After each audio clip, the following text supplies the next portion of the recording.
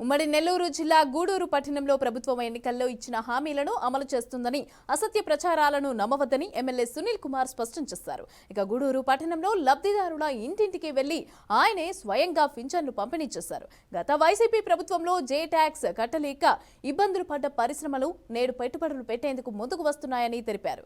CM Chandrababu సారథ్యంలో రాష్ట్రం అభివృద్ధి చెందుతోందని 7 నెలల్లోనే 6,38,000 కోట్ల పెట్టుబడులతో 20 ప్రముఖ కంపెనీలను తీసుకువచ్చారు తెలిపారు. సచివాలయ సిబ్బంది మొత్తం ఊళ్ళో కదా రాష్ట్రం మొత్తం మీద కూడా ప్రతి ఇంటికి వెళ్ళి 9 గంటల లోపల 90% ఈ పెన్షన్స్ పంపిణీ చేసే కార్యక్రమాన్ని చేస్తున్నందుకు వారు ధన్యవాదాలు తెలియజేస్తున్నాం. అలాగే గతం మాదిరి కాకుండా ఈ పెన్షన్ కార్యక్రమంలో ప్రతి కూడా మా పార్టీ లీడర్స్ ఇంటికి వెళ్తున్నారు.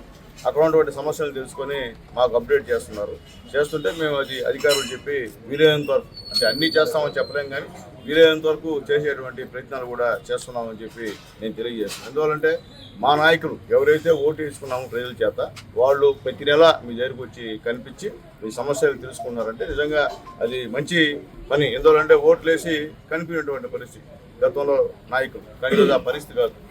స్వయంగా నేనే గూడూరు టౌన్లో ఇక్కడే పుట్టాను కాబట్టి ఇక్కడ ఉన్నాను కాబట్టి ప్రతి నెల మా కమిషనర్ గారి నాయకత్వంలో ప్రతి వార్డులో కూడా ఈ పెన్షన్ పంపిణీ కార్యక్రమం చేస్తూ ఉన్నాం. చాలా సంతోషంగా ఉంది.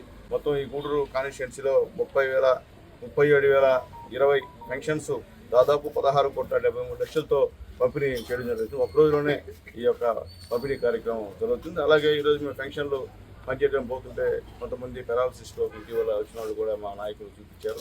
వాళ్ళందరూ కూడా ఖచ్చితంగా హాస్పిటల్లో వెళ్ళి అది ఇంటర్వ్యూ చేసుకొని ఏదైనా ఇబ్బందులు ఉన్నా ఏదైనా సమస్యలు ఉన్నా కమిషనర్ గారితో సంప్రదించండి ఏ విధంగా చేయాలో అవి కూడా చేసేటువంటి కార్యక్రమం చేశారు. అలాగే ఇల్లు కాలిపోయిందని కూడా మా నాయకులు చెప్పారు. వాళ్ళకి 10,000 రూపాయలు తెలుగుదేశం పార్టీ నుంచి ఇస్తున్నామని చెప్పి